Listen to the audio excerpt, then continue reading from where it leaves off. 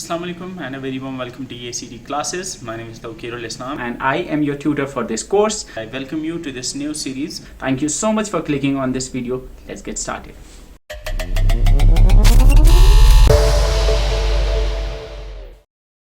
अब next one is PMSMA, that is प्रधानमंत्री सुरक्षित मातृत्व अभियान, जिसको जून 2016 में ministry of health and family welfare ने लॉन्च किया था।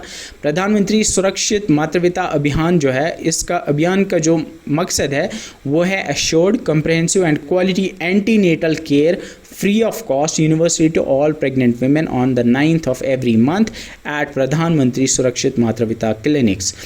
बेसिकली जो एंटीनेटल केयर है, हर मंथ के 9th डेट पे, यानी हर मंथ के 9th तारीख को इन क्लिनिक्स पे, जिनका नाम प्रधानमंत्री सुरक्षित मातृत्व क्लिनिक है, यहाँ पे free of cost health care provide किया जाता है, हेल्थ केयर फैसिलिटी प्रोवाइड की जाती है under this scheme.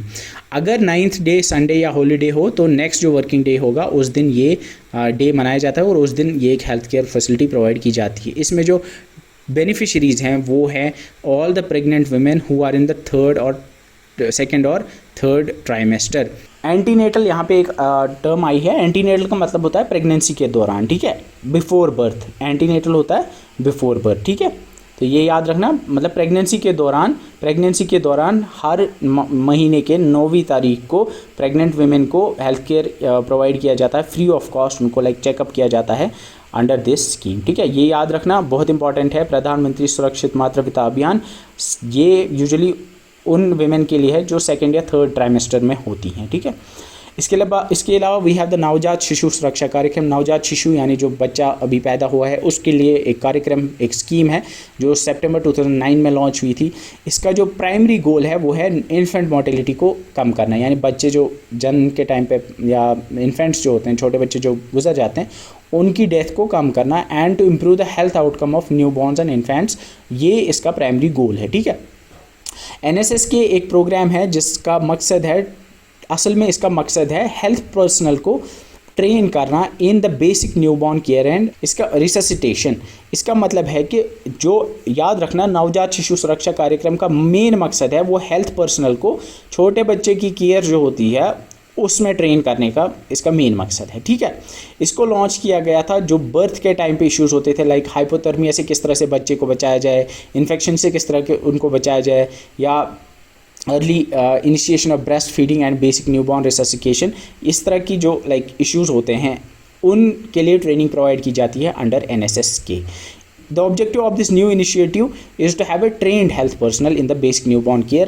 Basic newborn care या बच्चे के जो नवजात शिशु का जो बेसिक केयर प्रोवाइड की जानी चाहिए उसके लिए ट्रेन किया जाता है प्रोफेशनल्स को, ठीक है। ये ट्रेनिंग पीरियड 2 दिन का होता है और it's expected to reduce the neonatal mortality significantly in the neonatal होता है नियोनेटल, जैसे मैंने बोला, एंटीनेटल होता है जन्म से पहले और नियोनेटल होता है जन्म के बाद। तो नियोनेटल यानी जन्म के बाद जो मोर्टेलिटी या बच्चे गुजर जाते हैं उसको कम करने के लिए ये NSS के लॉन्च किया गया था। याद रखना, नवजात शिशु सुरक्षा योजना एक ट्रेनिंग प्रोग्राम है, basically training programme for the basic newborn care जो हेल्थ केयर पर्सनल को दिया जाता है। ये 2 दिन का होता है। इसके बाद वी हैव द जननी शिशु सुरक्षा कार्यक्रम। जननी शिशु सुरक्षा कार्यक्रम हमने देखा था जननी सुरक्षा योजना, जिसमें इंस्टीट्यूशनल डिलीवरीज़ को बढ़ाने के लिए जननी सुरक्षा योजना लॉन्च की गई थी। या हम कह सकते हैं कि जो जननी होती है यानी बच्चे को जन्म देने वाली जो माँ होती है उसके लिए वो प्रोग्राम था। ये जो है ये जननी शिशु सुरक्षा है, ये दोनों के लिए, जननी के लिए भी है और शिशु के लिए, बच्चे के लिए भी और माँ के लिए भी है। ये एक सुरक्षा प्रोग्राम है जो 1 जून 2011 को लॉन्च किया गया था। इसके जो बेनिफिशरीज है वो जननी भी है यानी प्रेग्नेंट वुमेन भी है और शिशु भी है यानी सिक इन्फेंट्स। शिशु मतलब जो बच्चे होंगे लेकिन जो बीमार बच्चे हैं उनके लिए भी, ठीक है।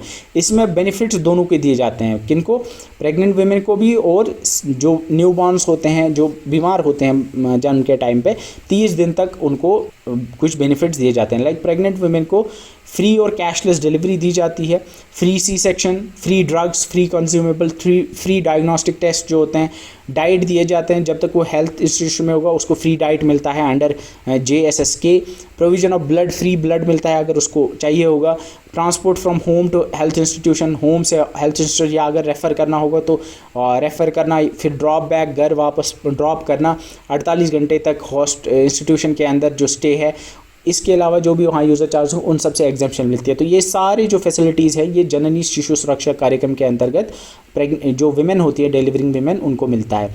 अब बच्चे को क्या मिलता है, यूजुअली 30 दिन तक का जो बच्चा होता था उसको ये मिलती थी। अब ये जो सिक इन्फेंट्स है, लाइक अगर बच्चा बाद में भी इन्फेंट लाइक बीमार होगा बाद में भी, उसको भी ये मिलती हैं, उसको भी फ्री ट्रीटमेंट मिलता है, फ्री ड्रग्स, कंज्यूमेबल, डायग्नोस्टिक्स, उसको भी फ्री ब्लड मिलता है, exemption from user charges, free transport from home to health institution. तो बेसिकली वो सारी फैसिलिटीज़ इसको भी मिलती है। अब यहाँ पे फ्री सी सेक्शन है, वो बच्चे को तो नहीं होगा, तो वो सब यहाँ नहीं है। 2014 में इस प्रोग्राम को एक्सटेंड किया गया था to all antenatal and post natal complications of pregnancy. Antenatal मैंने बोला लाइक 28 दिन तक होता है, पोस्ट नेटल होता है लाइक उसके बाद 1 महीने के बाद जो भी कॉम्प्लिकेशंस होती हैं के दौरान उनको एक्सटेंड किया गया। तो ये दोनों को अब कवर करता है। इसमें पहले तो ये होता है एलिजिबिलिटी क्या है, एलिजिबिलिटी है कि एप्लीकेंट एक प्रेग्नेंट वुमेन होनी चाहिए और एप्लीकेंट एक गवर्नमेंट हेल्थ फैसिलिटी में एडमिटेड होनी चाहिए, ठीक है।